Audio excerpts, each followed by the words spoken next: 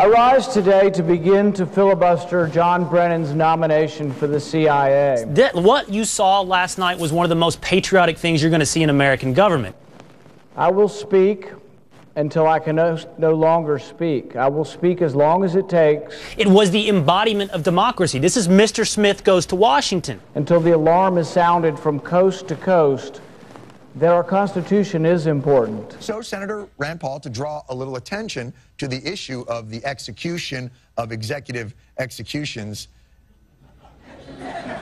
executed the classic old school filibuster. I don't think that killing someone without any judicial oversight is an appropriate activity for the president. Rand Paul was a hero yesterday. I mean, he's out there talking. This isn't one of those, I'm not going to do anything. He's using the filibuster the way it's meant to be used. Oh, it was genius. Look, I would call it a stunt except for the fact that he was entirely sincere and he was entirely right. This has nothing, absolutely nothing to do with whether the president is a Democrat or a Republican. Were this a Republican president, I'd be here saying exactly the same thing. The important thing is that what he did was incredibly important. First of all, it completely scrambled that right-left way of looking at politics. My question to the president was about more than just killing Americans on American soil. My question was about whether presidential power has limits. No one person, no one politician should be allowed to judge the guilt, to charge an individual, to judge the guilt of an individual, and to execute an individual. It goes against everything that we fundamentally believe in our country. The power corrupts even the best of people, Republican or Democrat, and that's why we limit how much power we give to the executive. And so, no, I think you do accept the restraints of the Constitution because that's how we protect freedom. I just hope that this won't be swept under the rug and that this isn't the end of this, but that this is the beginning of this. Drone oversight is one certainly worth kicking up a fuss for. The filibuster was about drones, but also about much more. Do we have a Bill of Rights? Do we have a Constitution? And will we defend it? There's a lot of venues where we're trying to reform. Bottom line is I don't think the NSA should be spying on Americans. I think they should be spying on terrorists. If we destroy our enemy but lose what defines our freedom in the process, have we really won? Paul says that while Republicans need to remain the party of low taxes and less regulation, they need something to attract young voters. He believes that secret sauce is an unswerving support for privacy rights, something he says would appeal to a group that spends much of its time on smartphones and the internet. We're asking tens of millions of Americans to join our lawsuit. We want tens of millions of Americans to sign up and say to the president, we want them to say to the president, we don't want you looking at our phone records unless we're accused of a crime. He's allowed the NSA program to be intrusive, go against the Bill of Rights, go against the Fourth Amendment. Senator Rand Paul calling for the resignation of Director of National Intelligence James Clapper. I'm very offended that the intelligence director lied to Congress, which is perjury and punishable by time in jail. And the president has glibly gone on his way, has not asked for his resignation, has not said that he will try him in court for lying to Congress. I find that really that Clapper's lying to Congress is probably more injurious to our intelligence capabilities than anything Snowden did. Our Bill of Rights is what defines us. It's what makes us exceptional. I think we can have freedom and security and the Bill of Rights and the Constitution all at the same time. The chair now announces a 2-minute chocolate break.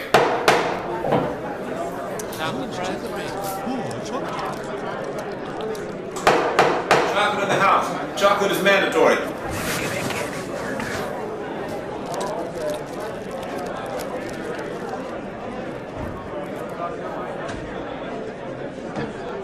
We have sort of old McDonald's farm of scandals. Here a scandal, there a scandal, everywhere a scandal. So we're not sure which scandal to even talk about. No, I think targeting people for political opposition or for religious reasons is reprehensible, and I think it rises to a really serious crime. And meanwhile, today I called for the IRS commissioner to be suspended.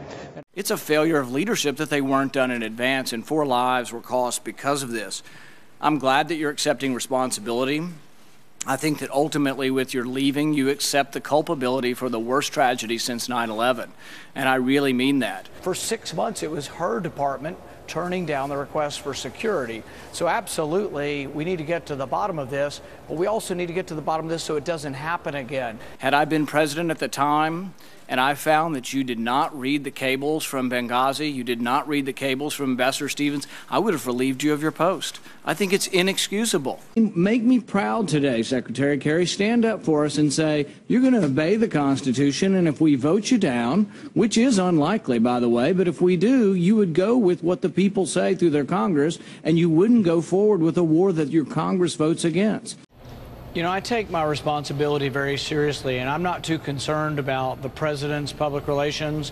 I am concerned, though, about young men and young women who serve in our military, and I vote as if it's my son or your son going to war. I can't send them to war to fight for stalemate. I can't send them to war with no clear military objective.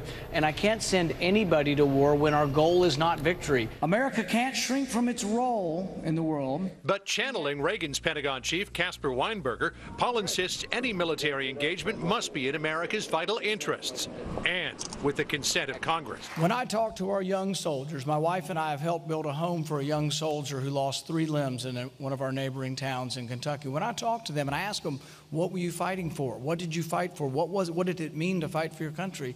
And they said that the essence of what we fought for was our freedom, our Bill of Rights, our Constitution.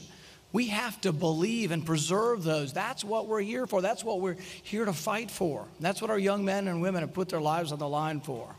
Common sense tells us that we shouldn't be sending foreign aid to nations that burn our flag. I've introduced a resolution into the Senate that says, and calls for, and says we should do everything within our power, within our voice, from the White House, from the State Department, from our government, to release Saeed Abedini.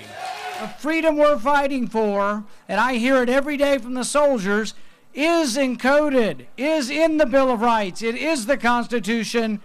I say not one penny more to countries that are burning our flag. Well, I think we need some disruption up here. I think we need a rebellion. We need to rebel against the status quo. Status quo's given us $17 trillion in debt. I'm probably the most fiscally conservative member of Congress. I have a budget that balances in 5 years. My 5-year budget will create millions of jobs by cutting the corporate income tax in half, by creating a flat personal income tax of 17%, and cutting the regulations that are strangling American business. A shutdown's not good, but I'm worried about the future of the country. I'm worried about a $17 trillion debt, and I'm worried about the fact that we're borrowing $1 million every minute. Well, what this is, Eric, is a free market plan to rescue Detroit. But we don't rescue Detroit by taking money from Houston or Atlanta and bringing it to Detroit. We rescue Detroit by leaving more money in Detroit. I'm here to tell you that what we need to do is keep more money in the pockets of those who earned it. This is a broad agenda. This is about how do we transform communities. It's going to touch everyone in this city, from the first time they go to school through becoming parents through their working lives. Economic freedom zones will remove government obstacles to success. For the economy to grow, government must get out of the way. The president promised the American people if you liked your doctor, you could keep him or her. Promised if you liked your insurance, you could keep it. Well, he needs to tell Andy Mangione and his family why they can't keep their insurance. Obamacare is a disaster for the country, and we need to fight it. A third of the people without health insurance were young, healthy, and actually made more than $50,000 a year. They weren't getting health insurance because it was too expensive. So what did we do to help them? We made health care more expensive. There's not one Republican in the Senate or in the House that's for Obamacare, and every one of us is united in believing in defunding it. People say America is exceptional. I agree. But it's not the complexion of our skin or the twists in our DNA that make us unique. America is exceptional because we're founded upon the notion that anyone, in fact everyone, should be free to pursue life, liberty, and happiness. And I would go for another 12 hours to try to break Strom Thurmond's record, but I've discovered that there are some limits to filibustering, and I'm going to have to go take care of one of those in a few minutes here. I will stand for our prosperity and our freedom And I ask everyone who values liberty to stand with me. But I thank you very much for the forbearance, and I yield the floor.